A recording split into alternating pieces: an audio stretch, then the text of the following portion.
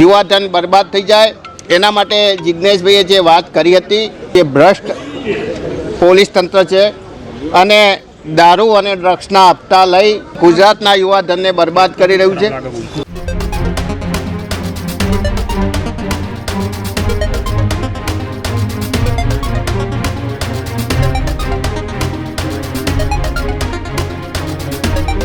રાજ્યમાં છેલ્લા એક સપ્તાહથી જિજ્ઞેશ મેવાણીએ સતત ચર્ચામાં છે। તેવામાં મેવાણીએ ફરી એક વખત રાજ્યની અંદર દારૂ અને ડ્રગ્સને લઈને એક આક્રોશ સાથે એ શરૂઆત કરી છે અને આક્રમકતાની સાથે કરાયેલી એ શરૂઆતમાં કોંગ્રેસના એક બાદ એક નેતાએ મેવાણીને સમર્થન કરી રહ્યા છે। વડગામના ધારાસભ્ય જિજ્ઞેશ મેવાણીના સમર્થનમાં હવે જનતાની સાથે સાથે કોંગ્રેસના નેતાઓ પણ મેદાને છે। થરાદ બાદ હવે પાટણમાં પણ જિજ્ઞેશ મેવાણીના સમર્થનમાં એક રેલી યોજાઈ હતી। પાટણના ધારાસભ્ય કિરીટ પટેલ પણ એ રેલીની અંદર જોડાયા હતા। પાટણના ધારાસભ્યની સાથે જિલ્લા કોંગ્રેસ અને સાથે જ દલિત અધિકાર મંચ દ્વારા એ સમર્થનની અંદર આવીને જિજ્ઞેશ મેવાણીના સમર્થનમાં રેલી યોજી। મેવાણીના સમર્થનમાં કલેક્ટર કચેરી આવેદનપત્ર આપવા માટે પણ પહોંચ્યા હતા। જિજ્ઞેશ મેવાણીએ ભ્રષ્ટ અધિકારી વિશે વાત કરી હોવાનું નિવેદન ધારાસભ્ય કિરીટ પટેલે આપ્યું છે। પાટણમાં પણ ખુલ્લેઆમ ડ્રગ્સ વેચાતું હોવાનું નિવેદન કિરીટ પટેલે આપ્યું છે। સાથે જ કિરીટ પટેલે કહ્યું છે કે પાટણમાં જ્યાં જ્યાં ડ્રગ્સ વેચાય છે ત્યાં જનતાને સાથે રાખીને રેડ પાડીશું। વડગામના ધારાસભ્ય જિજ્ઞેશ મેવાણીએ થરાદ જિલ્લા પોલીસ વડા સામે આપેલા નિવેદન બાદ સમગ્ર ગુજરાતની અંદર આક્રોશ અને આક્રમકતાથી જનતાનો એ સમર્થન જિજ્ઞેશ મેવાણીને એક તરફ મળી રહ્યું છે, બીજી તરફ પોલીસના પટ્ટા ઉતારવાની વાતની સામે આપેલા નિવેદનને લઈને સતત જિજ્ઞેશ મેવાણીનો વિરોધ થઈ રહ્યો છે। તેવામાં પાટણની અંદર પણ ખુલ્લેઆમ ડ્રગ્સ વેચાતું હોવાનું નિવેદન પાટણના જ ધારાસભ્ય કિરીટ પટેલે આપ્યું છે। જોકે જિજ્ઞેશ મેવાણીનો અને સાથે જ કોંગ્રેસની જન આક્રોશ યાત્રાનો થયેલો હિંમતનગરમાં વિરોધ બાદ હવે કોંગ્રેસે મેવાણીના સમર્થનની અંદર આવી છે। ગુજરાતના અલગ અલગ શહેરોની અંદર જિજ્ઞેશ મેવાણીના સમર્થનની અંદર કોંગ્રેસ નેતાઓ એક બાદ એક નિવેદનો આપી રહ્યા છે। જોકે કોંગ્રેસના નેતા અને સાથે જ આદિવાસી સમાજના યુવા આગેવાન તરીકે અનંત પટેલે જિજ્ઞેશ મેવાણીના સમર્થનની અંદર આવ્યા છે। જિજ્ઞેશ મેવાણીના સમર્થનની અંદર અનંત પટેલ બાદ પાટણના ધારાસભ્ય કિરીટ પટેલ પણ આવ્યા। જોકે ગુજરાત કોંગ્રેસ સમિતિ અને સાથે જ ગુજરાત કોંગ્રેસના પ્રદેશ અધ્યક્ષ અમિત ચાવડાએ પણ જિજ્ઞેશ મેવાણીના સમર્થનમાં આવ્યા છે।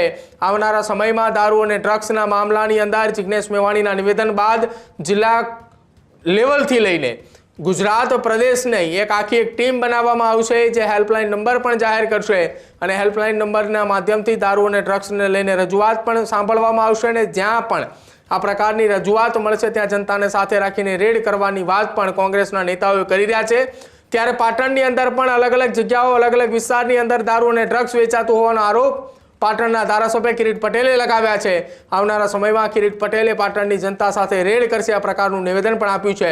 સાંભળો જિજ્ઞેશ મેવાણીના સમર્થનની અંદર આવેલા પાટણના ધારાસભ્ય કિરીટ પટેલે શું કહ્યું એ પહેલા સાથી ધારાસભ્ય જિજ્ઞેશભાઈએ વાત કરી અને એમને જે વાત કરી હતી એ સમગ્ર પોલીસ કે કર્મચારીઓ માટે નહોતી, પરંતુ જે ભ્રષ્ટ પોલીસ તંત્ર છે અને દારૂ અને ડ્રગ્સના હપ્તા લઈ અને ગુજરાતના યુવાધનને બરબાદ કરી રહ્યું છે। પાટણની અંદર પણ મેં વારંવાર રજૂઆત કરેલી છે। સંકલનની અંદર ધારપુર હોસ્પિટલની આજુબાજુ ખુલ્લેઆમ ડ્રગ્સ વેચાય છે અને આ યુવાનો ડ્રગ્સના રવાડે ચડે, યુવાધન બરબાદ થઈ જાય એના માટે જિજ્ઞેશભાઈએ જે વાત કરી હતી, પરંતુ એમને ખોટી રીતે ભારતીય જનતા પાર્ટીના મરતિયાઓ દ્વારા એમનો જે વિરોધ કરવામાં આવી રહ્યો છે, અમે જિજ્ઞેશભાઈની સાથે છીએ અને આગામી સમયની અંદર પાટણની અંદર પણ જે જગ્યાએ ડ્રગ્સ વેચાય છે અને બિસ્ટોલોની અંદર ડ્રગ્સ વેચાય છે, યુનિવર્સિટીની અંદર પણ આ બાબતે ડ્રગ્સના સેમ્પલો મળ્યા હતા, પરંતુ ડ્રગ્સ બાબતે પાટણ જિલ્લા પોલીસ તંત્ર એ નિષ્ફળ રહ્યું છે। આગામી સમયની અંદર અમે આ બાબતે જનતા રેડ પણ કરીશું। તો બનાસકાંઠાના થરાદની અંદર કરેલી રેડ બાદ હવે પાટણમાં પણ આ પ્રકારની રેડ કરવાની ચીમકી કિરીટ પટેલે આપી છે।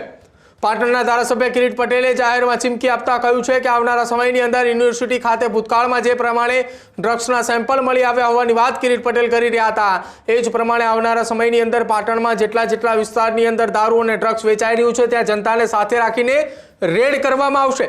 રાજ્યમાં એક તરફ પોલીસ પરિવાર તરફથી જિગ્નેશ મેવાણીનો વિરોધ થઈ રહ્યો છે અને વિરોધની વચ્ચે હવે કોંગ્રેસે જિગ્નેશ મેવાણીના સમર્થનની અંદર મેદાને ઉતરી છે। જ્ઞાનીબેન ઠાકોર અને ગુલાબસિંહ રાજપૂતની આગેવાનીમાં થરાદની અંદર નીકળેલી રેલી બાદ પાટણમાં પણ રેલી નીકળવામાં આવી હતી। પાટણની અંદર દલિત અધિકાર મંચના આગેવાનો પણ મેદાને હતા।